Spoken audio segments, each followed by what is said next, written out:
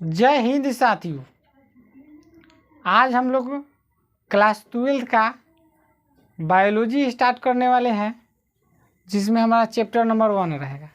यानी आज हम लोग स्टार्ट करेंगे एकदम बेसिक से, जो होता है शुरू से स्टार्ट करने वाले हैं बायोलॉजी। तो आप लोग वीडियो में बने रहिएगा, इसमें बहुत सारा हम लोग चीज़ों को जानेंगे। तो सबसे पहले बात आता है कि चैप्टर का नाम है जीवों में जनन। ठीक है, चैप्टर नंबर 1 है हमारा जीवों में जनन। तो इसके बारे में हम लोग पढ़ेंगे कि किसी भी जीव जनन किस प्रकार कर पाता है। यानी जितने भी जीव हैं किसी न किसी रूप में वो क्या करते हैं, जनन करते हैं। जनन करते हैं तो इसी के बारे में हम लोगों को जानना है कि जनन करते हैं तो किस प्रकार करते हैं और वो अपनी संख्या में वृद्धि करते हैं। ठीक है, तो सबसे पहला आता है हमारा हेडिंग जीवन अवधि।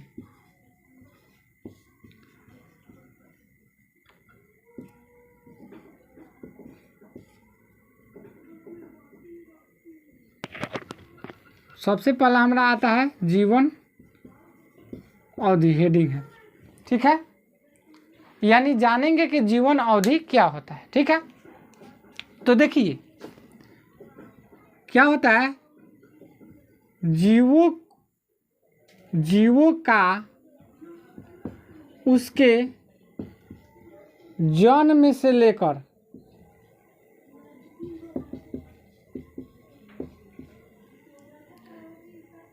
प्राकृतिक मृत्यु तक, चाहे बोल सकते हैं कि बीच की अवस्था, या बोल सकते हैं अवधि, क्या कहलाएगा, जीवन अवधि कहलाता है। यानी हम इसको बोल सकते हैं, क्या बोल सकते हैं, तो जीवों का उसके जन्म से लेकर उसके प्राकृतिक मृत्यु के बीच की अवधि या अवस्था को क्या कहेंगे, जीवन अवधि कहते हैं। ठीक है, यानी कहने का मतलब हुआ, मान लीजिए ये कोई जीव हो गया, क्या हो गया, मान लीजिए मानव हो गया। अब ये जो हो गया,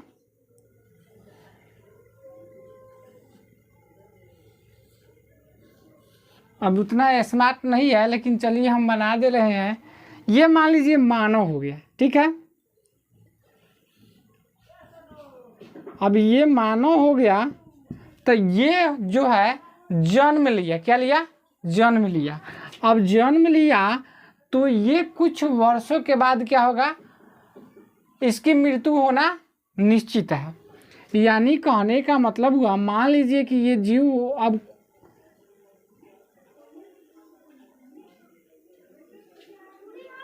अब कुछ दिन तक ये जीव क्या हुए, जीवित रहे, उसके बाद क्या हुए, मर गए, यानी मृत्यु हो गया इसका, यानी इसको लेटा दिए। अब मृत्यु हो गया तो यहाँ जो था ये जन्म लिया था। ठीक है, अब इसके मृत्यु, इसका जो हो गया मृत्यु हो गया। ठीक है, अब इस जन्म से लेकर इस मृत्यु के बीच की अवधि होता है, इसी को तो बोलते हैं, क्या कहेंगे, जीवन अवधि कहते हैं। ठीक है, यानी कोई भी जीव जन्म लेगा और उसके मृत्यु के बीच की अवस्था को क्या कहेंगे, जीवन अवधि कहते हैं। ठीक है, उम्मीद है कि आप लोगों को ये चीज़ समझ में अच्छे तरीके से आया होगा।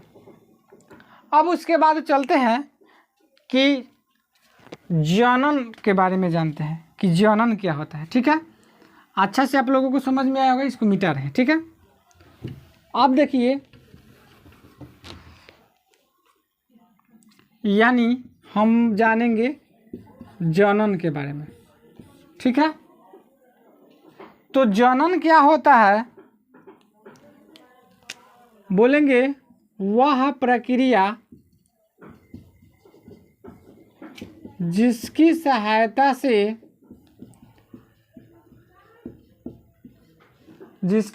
से कोई जीव अपने समान क्या करेगा, संतान की उत्पत्ति करता है, क्या कहलाएगा, जनन कहलाता है। ठीक है, यानी कहने का मतलब हुआ कोई भी जीव है वो किसी न किसी रूप में क्या करते हैं, जनन करते हैं, और जनन करते हैं तो अपने समान एक संतति की उत्पत्ति करते हैं, यानी अपने समान एक संतान की जन्म देते हैं। इस प्रकार के चीज़ों को क्या कहेंगे, जनन कहेंगे। ठीक है, यानी कहने का मतलब हुआ, मान लीजिए कि ये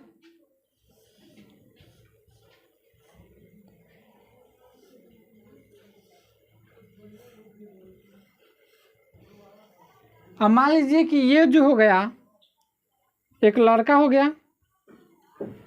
ठीक है, यानी इसको हम बोल सकते हैं इसको हम बोल सकते हैं नर। क्या बोल सकते हैं, नर। अब देखिए यहाँ पे इसका जो होता है किसी न किसी रूप में इसका जो होता है, यानी कभी ना कभी इसका शादी होगा। क्या होगा, शादी होगा। और शादी होगा तो मान के चलिए इसकी बीवी आएगी, खूब बढ़िया से मेकअप उकअप कर ली आएगी। अब देखिए ये जो है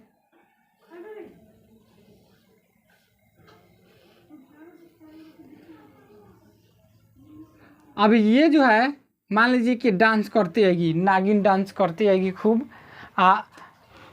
इसकी जो हो गई मान के चलिए लड़की, यानी इसको हम बोल सकते हैं मादा। ठीक है, अब ये दोनों का आपस में क्या होगा, संयोग होगा। क्या होगा, संयोग होगा। अब संयोग होगा तो इससे एक क्या होगा, नन्हा मुन्ना एक संतान की उत्पत्ति होगा। क्या होगा,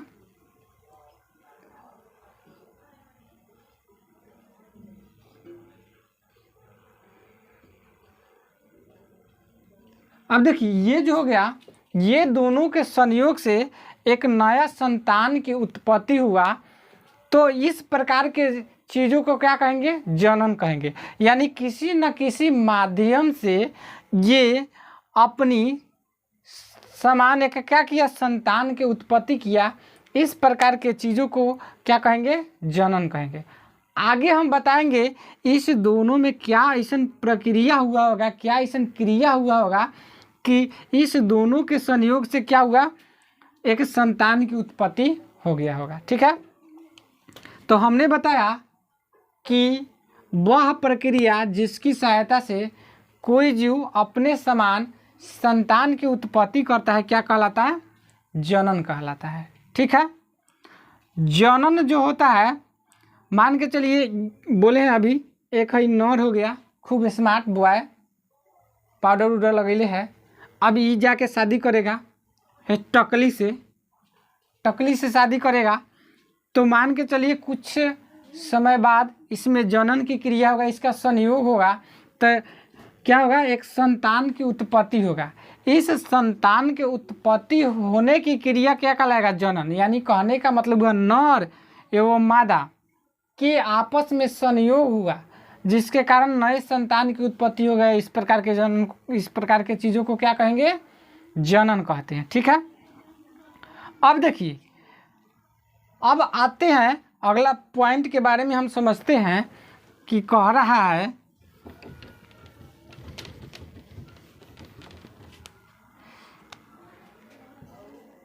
जनन के माध्यम से जीव अपने क्या करेगा, अस्तित्व को कायम रखता है। यानी ये पॉइंट कह रहा है कि जनन के माध्यम से कोई भी जीव क्या करता है, अपने अस्तित्व को कायम रखता है, यानी अपने अस्तित्व को विलुप्त होने से क्या करेगा, बचाता है। ठीक है, मान के चलिए अब यहाँ पे एक जो है कौवा हो गया, क्या हो गया, कौवा। अब कौवा का जीवन काल मान के चलिए 15 वर्ष है। क्या है? कौवा पक्षी जो होता है उसका जीवन अवधि 15 वर्ष है। मान के चलिए 15 वर्ष बाद ये क्या होते हैं? मर जाते हैं। ठीक है, लगभग में हम बता रहे हैं। ठीक है, अब 15 वर्ष बाद ये मर जाएगा तो इसका अस्तित्व गायब हो जाएगा। यानी आने वाला समय में, आने वाले पीढ़ी को हम लोग बताएंगे कि एक कौवा होता है, पक्षी होता था। ठीक है, तो रे वो चीज़ आ जाएगा, अरे कौवा कैसन होता रहलक भाई, ये चीज़ आएगा। लेकिन ये कौवा अपने अस्तित्व को कायम रखने के लिए अपने ही समान एक और कौवा को जन्म देगा, तो इसका 15 वर्ष बढ़ जाएगा। एक और कौवा जन्म होगा, इसका 15 वर्ष बढ़ जाएगा। यानी कहने का मतलब हुआ, ये जो कौवा था अपने समान संतान की उत्पत्ति किया, 15 वर्ष बढ़ गया, और एक और संतान की उत्पत्ति किया, 15 वर्ष बढ़ गया। अब ये आगे चल के ये भी संतान की उत्पत्ति करेगा। ऐसा ही क्या करता है? अपने अस्तित्व को कायम रखता है। यानी विलुप्त होने से अपने जीवों को, जो भी होता है कि विलुप्त होने से बचाता है उसको। ठीक है, जन्म के माध्यम से अपनी जीवों को रक्षा करता है। ठीक है, अब देखिए आता है कि जनन के प्रकार क्या आते हैं। जनन के प्रकार के बारे में हम समझते हैं।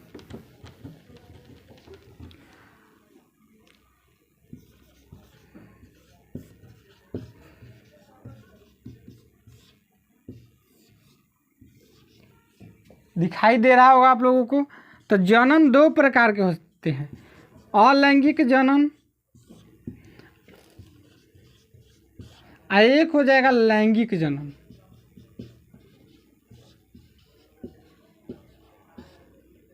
बात आप लोगों को अच्छी तरह से समझ में आ रहा होगा।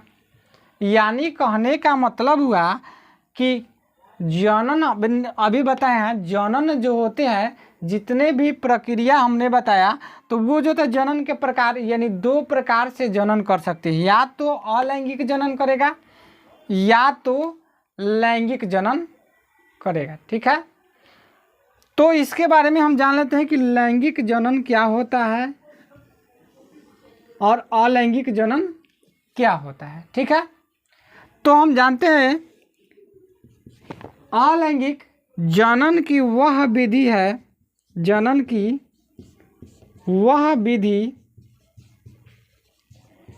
जिसमें क्या होता है? 2 जीवों का बिना संयोग हुए संतान की उत्पत्ति होता है। क्या होता है? संतान की उत्पत्ति होता है। इधर तो थोड़ा सा हम इसको नीचा कर देते हैं, थोड़ा सा आप लोग देख लीजिए।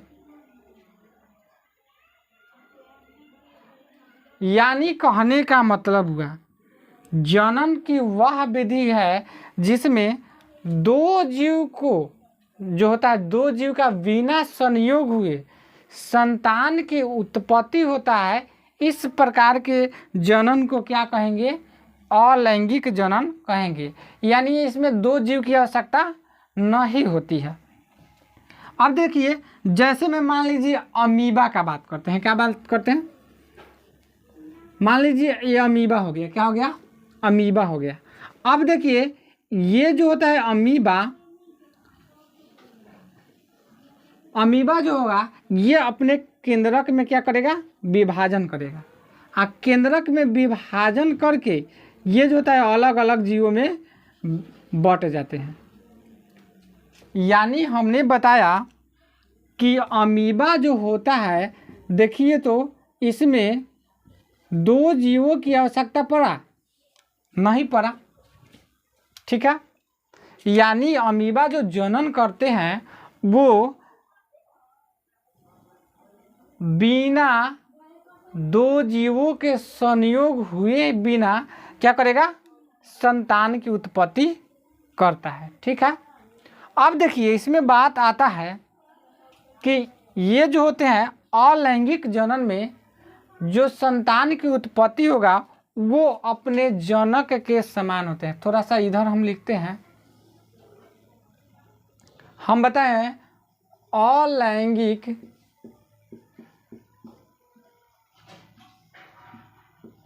जनन उत्पन्न संतति अपने जनक के क्या होगा, समान होता है। यानी कहने का मतलब हुआ, देखिए इसमें हाई जो जनक है, ये जो संतान की उत्पत्ति करेगा ये अपने जनक के बिल्कुल यानी आकारिकी रूप से कहते हैं या आनुवांशिक रूप से अपने जनक के समान होगा। यानी कहने का मतलब हुआ कि मान के चलिए ये अमीबा था, अमीबा, ये इसमें मान के चलिए ये जो लक्षण है, इसका गुण है, इसका आनुवांशिक गुण है, जो भी है इसका 100% लक्षण गुण चाहे जो भी चीज होगा, सभी प्रकार के चीज क्या होते हैं, इसके संतति में स्थानांतरित हो जाते हैं। यानी किसी भी प्रकार का इसमें बदलाव नहीं होता है। ठीक है, अब अपने जनक के समान होते हैं इसमें उत्पन्न, इसीलिए इसको क्लोन भी कहा जाता है। क्या कहा जाता है, क्लोन भी कहा जाता है। ये चीज़ आप लोगों को ऑब्जेक्टिव में बहुत इम्पोर्टेंट क्वेश्चन है। ठीक है, आप लोग याद कर लीजिएगा। यानी कहने का मतलब हुआ जो है अलैंगिक जनन से उत्पन्न संतति अपने जनक के बिल्कुल समान होते हैं, इसलिए इसको क्लोन कहा जाता है। ठीक है, ये चीज़ों को अच्छी तरह से आप लोगों को समझ में आया होगा। अब बात आता है कि संतान उत्पत्ति जो कर लिया अपने जनक के समान होते हैं। अब इसके बाद आते हैं अलैंगिक जनन के विधि के बारे में। यानी अलैंगिक जनन के प्रकार कहेंगे, क्या कहेंगे, इस तरह लिख देते हैं, अलैंगिक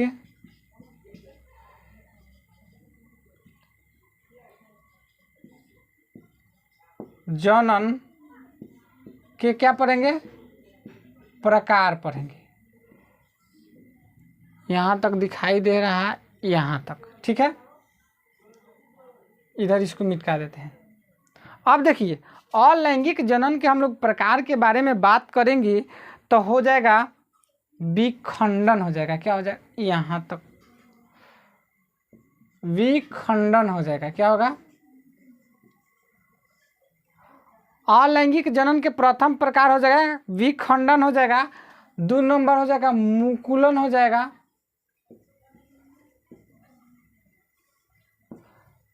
बात अच्छी तरह से आप लोगों को समझ में आ रहा होगा। 3 नंबर हो जाएगा खंडन, 4 नंबर हो जाएगा पूर्ण जनन,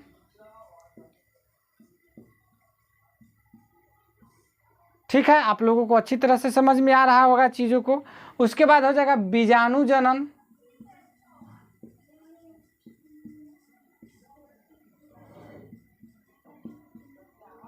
ठीक है। इसके बाद एक और होता है, उसको बोलते हैं कायिक जनन। क्या बोलते हैं, कायिक जनन।